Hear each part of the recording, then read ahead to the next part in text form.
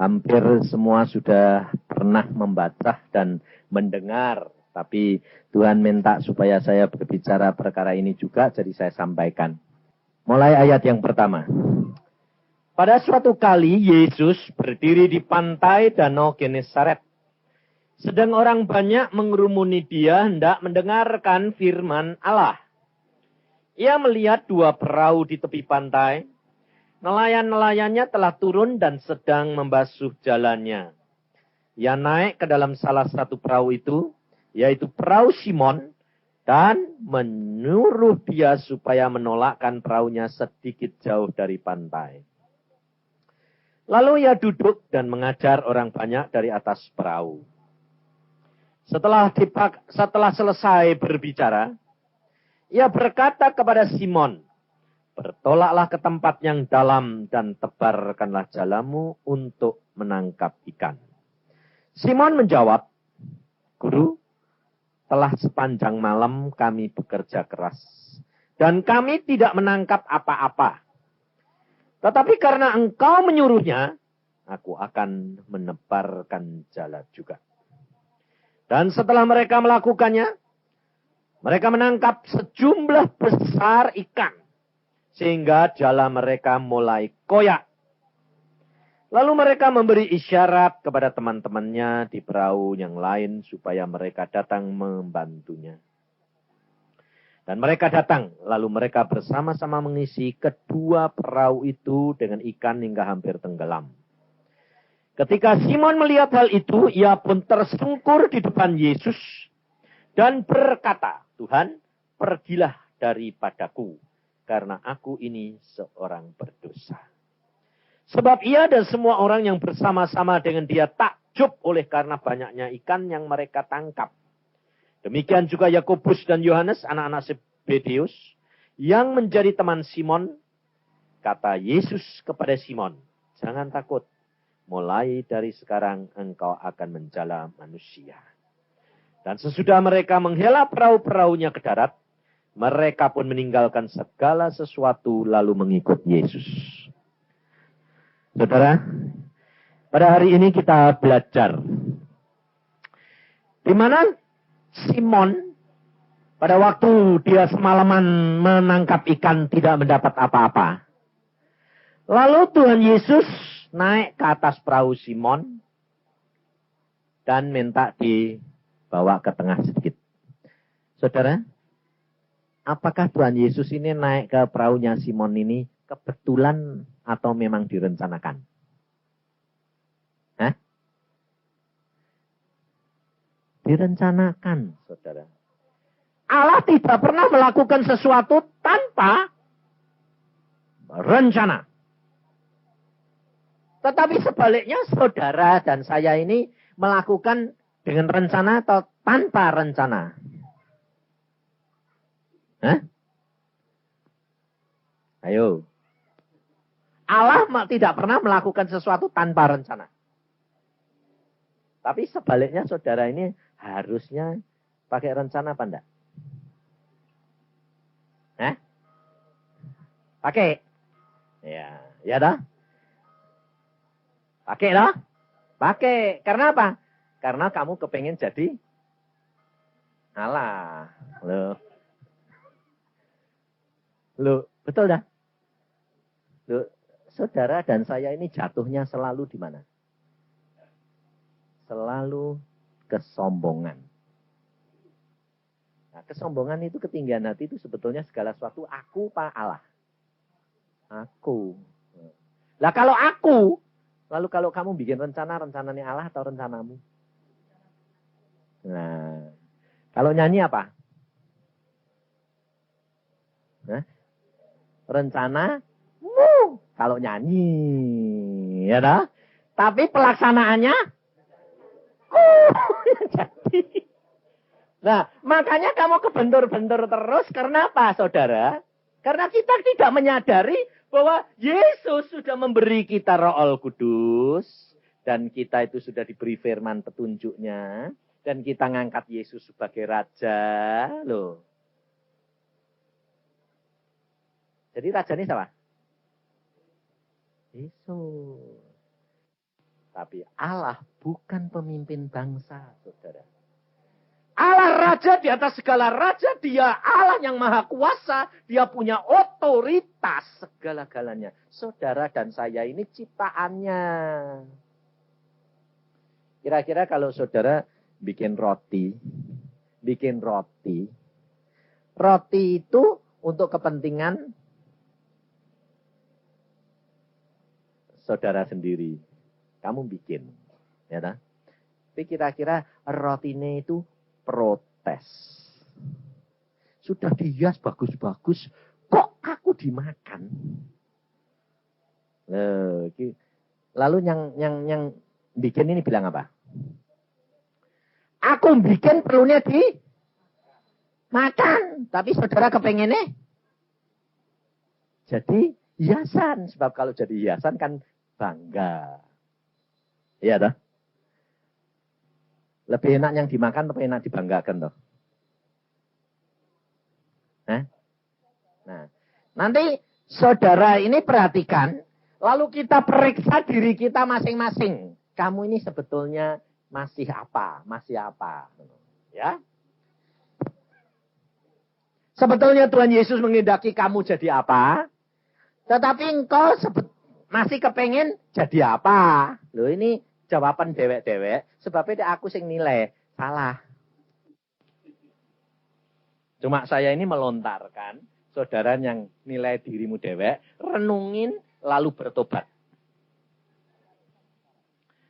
Kita perhatikan sekarang. Waktu Tuhan Yesus menyuruh membawa dirinya ini ke tengah. Selesai berfirman apa sebelum?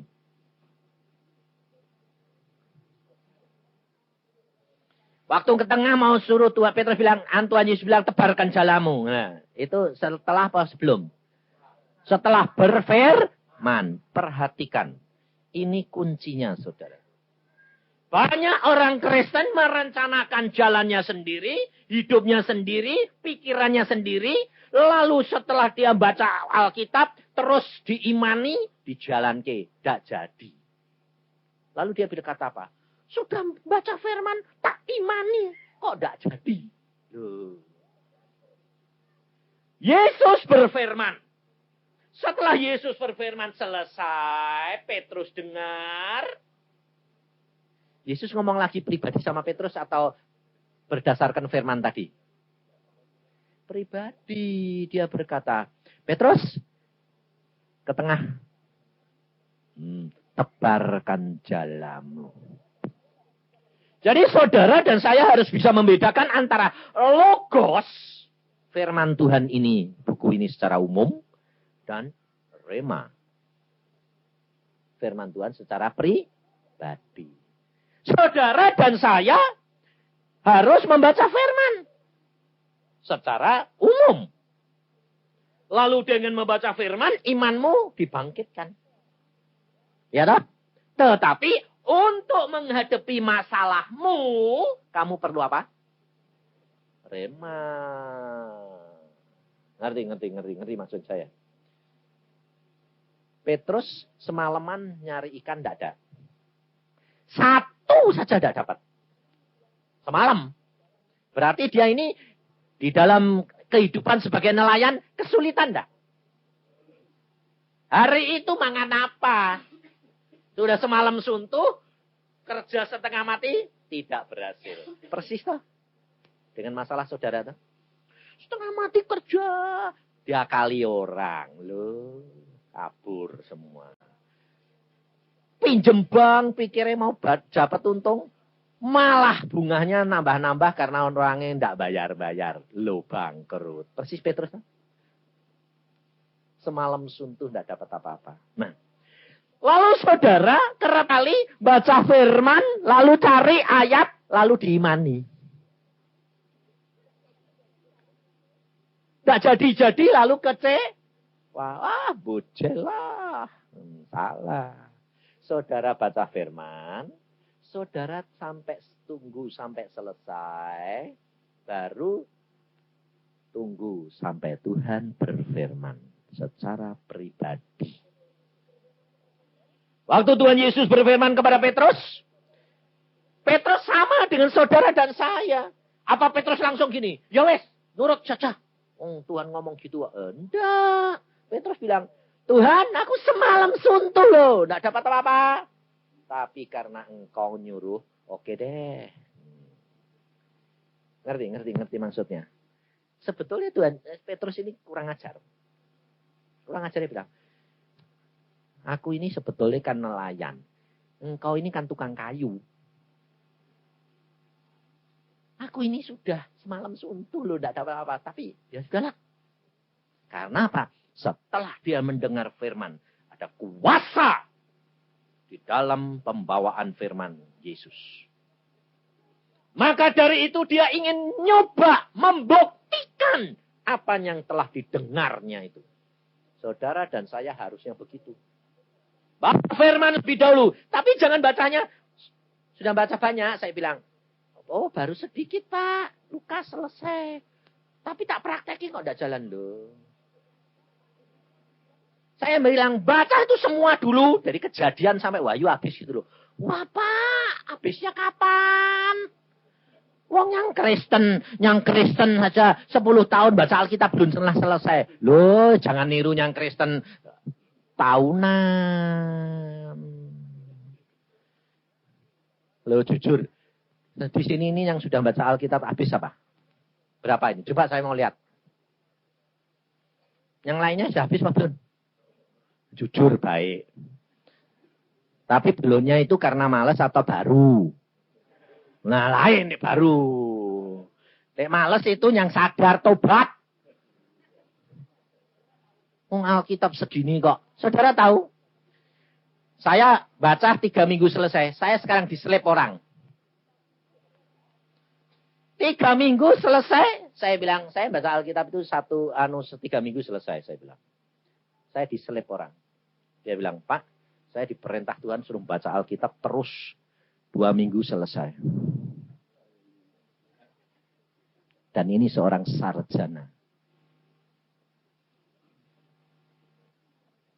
Dan dia bukan hanya cuma sekali bacanya. Sudah berpuluh-puluh kali. Kemudian saya masih menang sedikit lumayan. Pak Yusa berapa kali sih? 80 lebih. Wah ya belum. Saya tidak bisa nyelip kamu. Tapi saya 2 minggunya sudah saya menang toh Pak. Ya puji Tuhan saya bilang.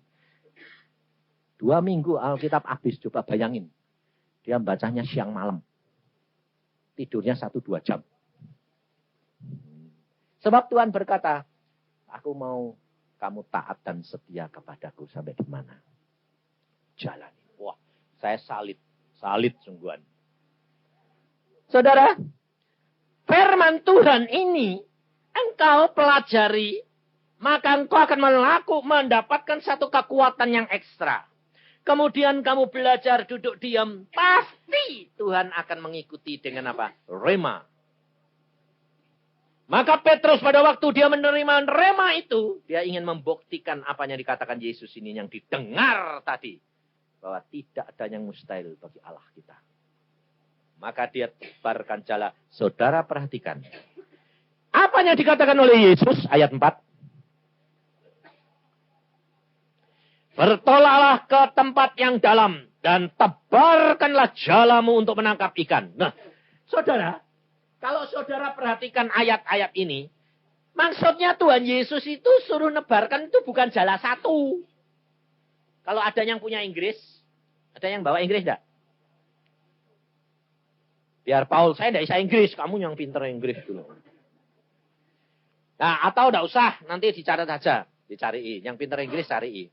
Yang Tuhan Yesus berbicara, tebarkanlah jala-jalamu. Bukan satu. Tuhan, di dalam ayat ini Tuhan berkata, tebarkanlah jalamu lebih dari satu. Tapi saudara tahu, Petrus nebarkannya jalannya berapa? 1. Kenapa kok 1? Karena dia ragu-ragu. Yang pengalaman saya semalam itu 1 janda dapat. Kalau jala 1 ini dapat saja lumayan. Loh. Saudara kadang-kadang gini loh. sudah usaha, tidak gagal. Lalu kalau Tuhan memberikan bayangan usaha yang gede, Tuhan bilang, lalu kamu bilang apa? Yang kecil tidak dapat. Apalagi yang gede. Nah, pada waktu Petrus sudah nebarkan jalannya, ikannya tidak tertampung. Jalannya koyak. Salah siapa? Kalau jalannya koyak, ikannya kabur lagi enggak? Kabur. Salah siapa? Lalu kamu bilang apa? Aduh. Coba tadi semua ditebar kayak lumayan. Lo timbul serakai. Lo. Ya dah. Nah.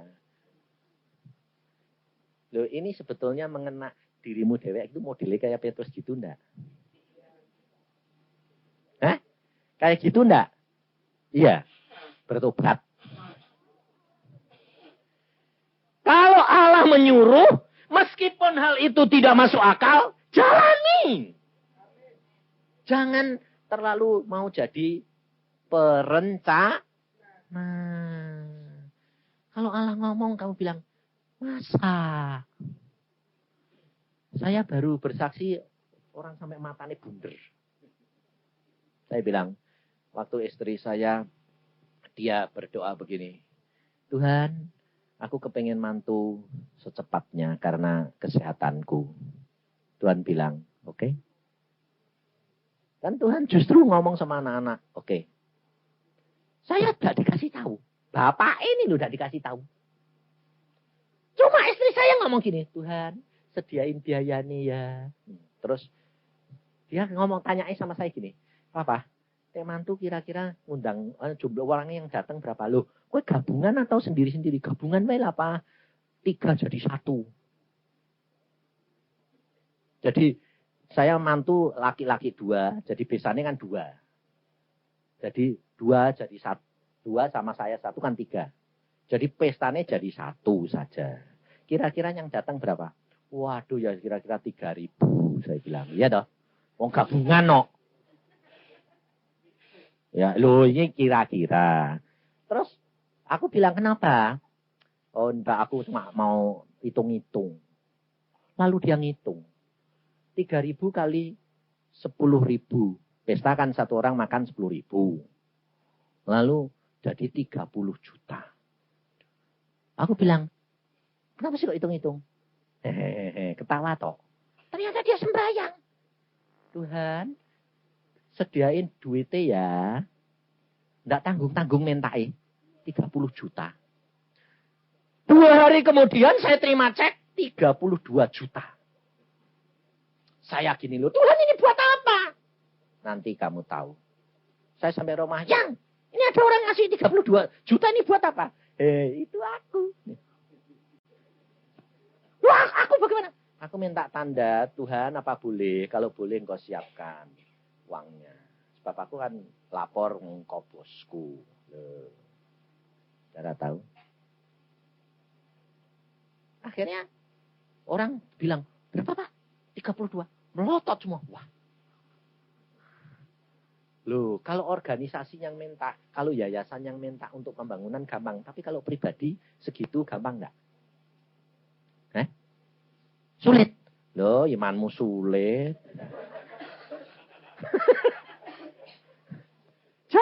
Jangan batasi kuasa Allah kayak Petrus. Suruh nebari 2 jala-jalannya kok. Jala 1 bocor nanti. Loh ya dah. Belajar hidup menyenangkan hatinya Tuhan itu. Segala sesuatu perencanaannya dia. Kita hanya punya keinginan boleh. Tapi hadapkan di hadapan Tuhanmu. Inilah saudara. Dan ini saya alami. Dan kalau Tuhan sudah berkata, tebarkan jala-jalamu. Jangan kamu batasi kuasa Allah. Kalau engkau batasi, akhirnya mesti koyak. Dan ikan itu lari. Meskipun sudah cukup banyak. Dan pada waktu Petrus mendapat ikan demikian banyak, apa yang menegur Petrus.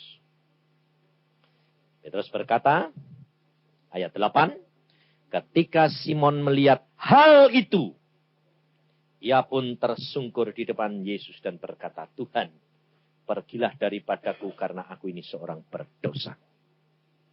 Peristiwa yang terjadi, kenyataan yang terjadi, tiap perkataan Yesus menempelak Petrus sehingga Petrus sadar siapa dia sebenarnya. Maka dia berani berkata, Tuhan tinggalkan aku orang berdosa. Tetapi Yesus berkata, jangan takut, mulai dari sekarang engkau akan menjala manusia. Saudara dan saya sekarang ini jadi ikan-ikan yang dijala oleh rasul-rasul. Ya dah. Hari ini saya senang. Karena apa? Untel-untelan. Jadi panasnya luar biasa dah. Kira-kira kalau panas kayak gini itu dikatakan kayak apa? Pindang dah. Ya dah. Ikan pindang dah. Nah, saya senang saudara. Makanya saya itu tidak pernah nolak diundang ke tempat yang kecil atau gede. Karena apa? Selalu membuat suatu peringatan bagi hidup saya. Banyak orang selalu minta Eka jadi apa? Enaknya itu yang di AC, yang gedungnya mewah. Belum tentu saudara. Sebab tiap kali Tuhan membawa saya kemana, Tuhan berbicara banyak. Hari ini, waktu untel-untelan gini, Tuhan bilang, loh bener toh firmanku, Tuhan. Pak Tuhan bilang apa? Karena aku mau bicara tentang hal ikan-ikan. Saudara dan saya adalah ikan-ikan yang ditangkap Tuhan. Betul? Tapi kepengenmu jadi ikan apa? Ikan rawana? Yang harganya jutaan itu, yang emas gitu. Dibuat hiasan? Ikan koki?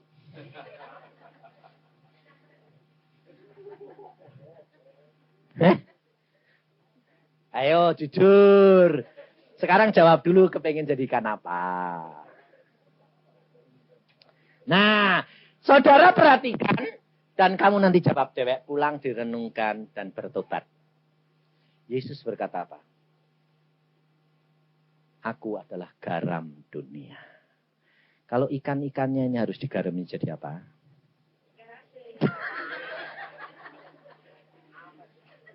Saudara tidak pernah mikir bahwa Tuhan Yesus menghendaki saudara dan saya jadi ikan asin.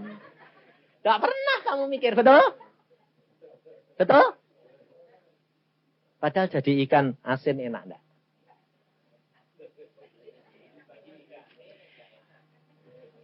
Ayo tak tanyai. Enak jadi ikan hias toh? Tiap hari dikasih makan.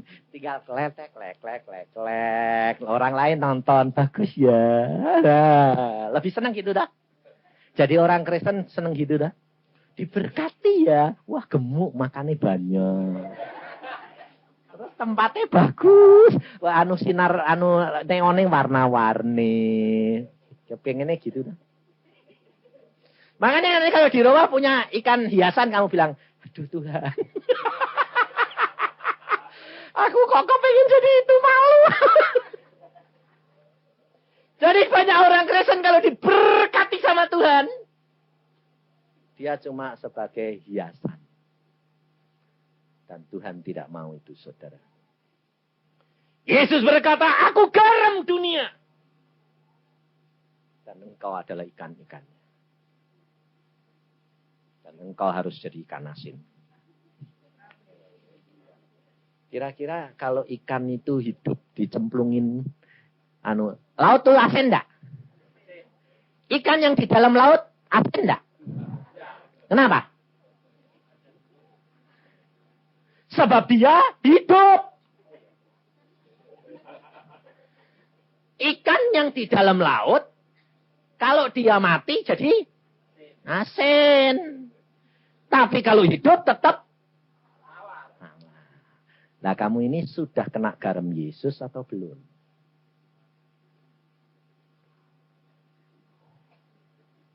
Tanya dewe. Kita tanyain ndak isin. Lah, kalau sudah kena garam Yesus, rasanya daging ikan ini rasa garam atau rasa ikan tawar? Hah? Kalau ikannya sudah mati, garamnya masuk, meresep, dagingnya rasa Lah dagingmu ini dagingnya rasa Yesus atau belum? Amin. Aminnya amin apa?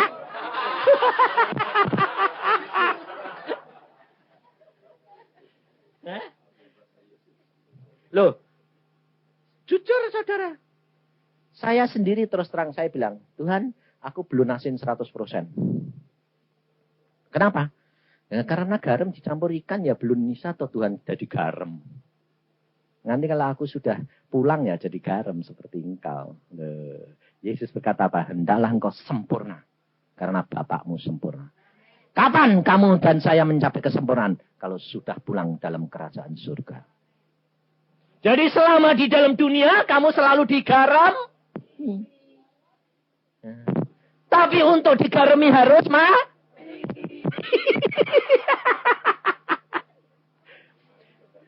mati apanya? Dagingnya. Lah, mati dagingnya itu Tuhan untung lo baik lo. Kalau kamu dimatiin sekaligus ini ya gepeng dah.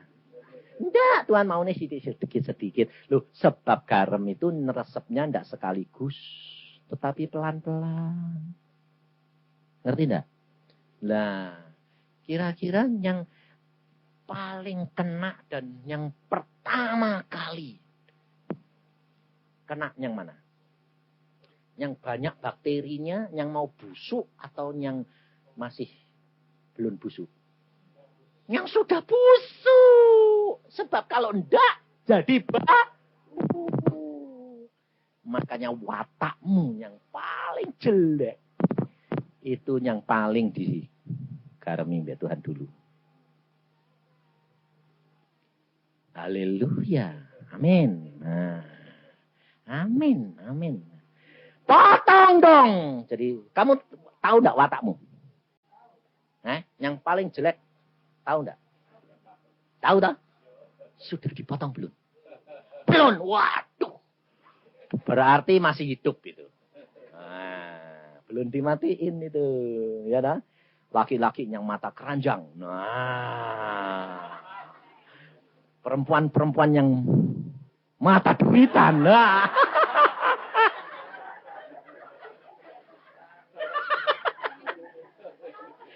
Wah, itu belum tuh. Masih. Iri hati. Wah, tamu. Orang lain lihat pakai. Waduh, aku kok udah diberkati si Tuhan. Nah, itu. Ini saudara. Ini belum. Saudara. Untuk jadi ikan asin kau harus sedia mati. Tetapi kalau engkau sudah mau dan rela digarami, garam akan bekerja dengan sendirinya. Pelan-pelan proses pembusukan akan hilang. Dan awet. Biarpun kamu jadi ikan asin. Masuk istana enggak?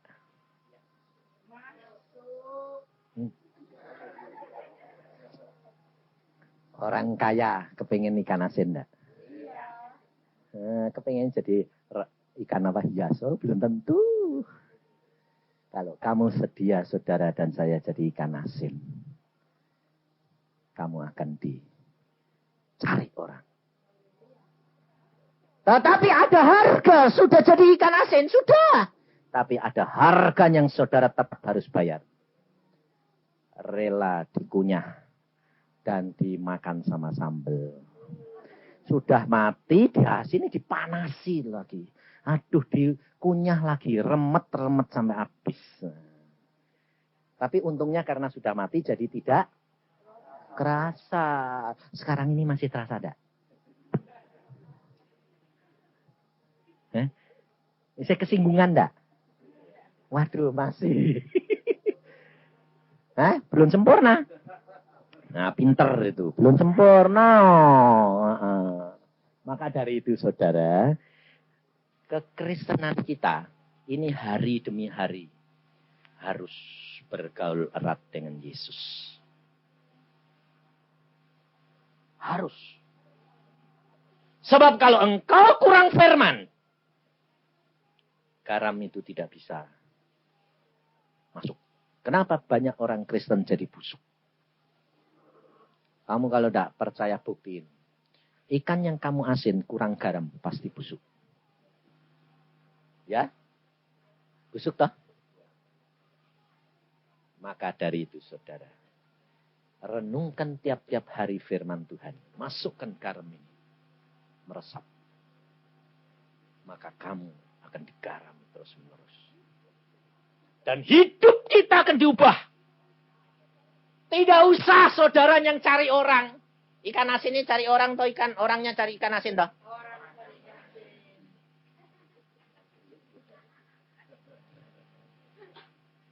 Saya waktu dipanggil Tuhan, saya bilang, Tuhan, aku tidak mau cari pelayanan. Tuhan bilang, siapa yang suruh kamu cari pelayanan? Mereka harus cari kamu. Bukan kamu cari dia. Kenapa? Kamu ikan asin. Nah. Loh. Makanya sebetulnya sederhana enggak firman Tuhan itu? Sehari-hari enggak? Makanya, nanti kalau di rumah kamu sedang makan. Makan ikan, goreng enak. Waduh, aku belum jadi ikan asin. Nah, kalau makan ikan asin, kamu bilang, puji Tuhan ini aku nih, harus dimakan. Dinyet-nyet loh. Orang kalau makan ikan asin, itu sedikit atau banyak sekaligus. Sedikit nasinya Nah, loh. Kalau ikan biasa, ikannya banyak, nasinya sedikit.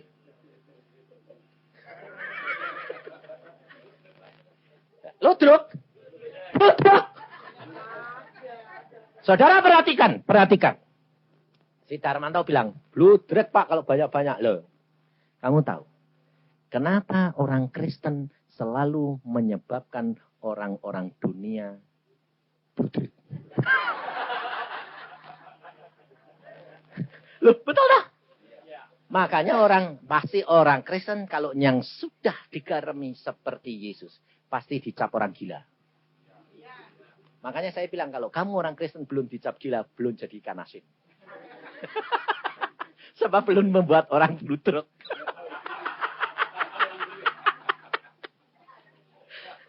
Ya dah.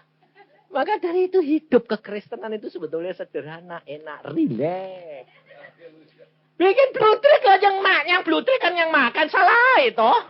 Ikan asin ya tetep ora bludrik kok. Loh bener enggak? Oh kita sudah mati ya. Mau diapa-apain biarin lah. Mau ditampar, mau diapain, terasa enggak? Nah. Saudara perhatikan. Selama kita hidup, kita selalu kepingin dihormati. Ya dah? Kita kerap kali tersinggung, kita marah kalau ada orang tidak menghargai kita. Yesus berkata, jadi ikan asin, mati. Kamu pergi ke tempat orang mati. Biarpun yang mati itu, westrine cerewetnya kayak apa, jengkel kayak apa. Waktu hidup yang suami bilang, cepet mati. Itu. Meskipun diomongi gitu mama nih. Tapi tidak mati. Diseret-seret atau ditangisi? Ora ditangisi tok, dikasih pakaian bagus enggak? Padahal waktu hidup mau minta pakaian bagus saja diomeli enggak tahu. Tidak mati dikasih pakaian bagus enggak? Terus dikasih peti yang bagus enggak? Terus beli kembang yang bagus enggak? Terus diangkat. Dipanggul enggak? Ngerti? Kalau kamu masih hidup, kekristenanmu, kamu akan dapat hinaan terus-menerus. Tapi kalau kekristenanmu, kedaginganmu sudah mati, kamu akan dipanggul orang kemana-mana. Ini hidup kekristenan, saudara. Maka dari itu, engkau pelajari firman Tuhan. Tuhan mau saudara dan saya menjadi penjala orang. Saudara satu. Ikan itu cuma satu. Tapi kalau orang yang makan ikan asin, yang banyak yang makan, satu yang dimakan. Kalau saudara seorang diri, sebagaimana Tuhan mau, kau akan menjadi berkat isi dunia ini. Ini hidup kekristenan, saudara. Maka dari itu dalam ini, saudara perhatikan. Ini sudah basah kuyup loh ya. Ini sebabnya sudah biasa jadi ikan asin. Sebabnya ikan asin itu mesti dijemur. Ya ada kepanasan. Tidak ada apa-apa, biasa. Makanya saya kalau khotbah mesti bawa pakaian. Sebabnya basah kuyup mesti. Apalagi kalau di tempat kayak model gini. Wow. Sip. Tapi saya hormati saudara. Sebab dari sini saudara akan belajar. Panas, tidak apa-apa. Mau jadi ikan asin kok. Nah. Loh ya toh sebelum jadi ikan asin belajar dulu toh pet-petan ya toh. Tindih-tindih lah. Ya itu loh saudara. Maka sekarang kita periksa. Kalau hari ini kamu belum jadi. Lalu baru meresep sedikit. Bertobat. Katakan Tuhan. Aku siap. Untuk engkau garami tiap hari. Dan aku menjadi ikan asin yang kau kehendaki. Supaya kemuliaanmu nyata di dalam hidupku. Dan banyak orang akan mencari engkau. Amin. Mari kita berdoa.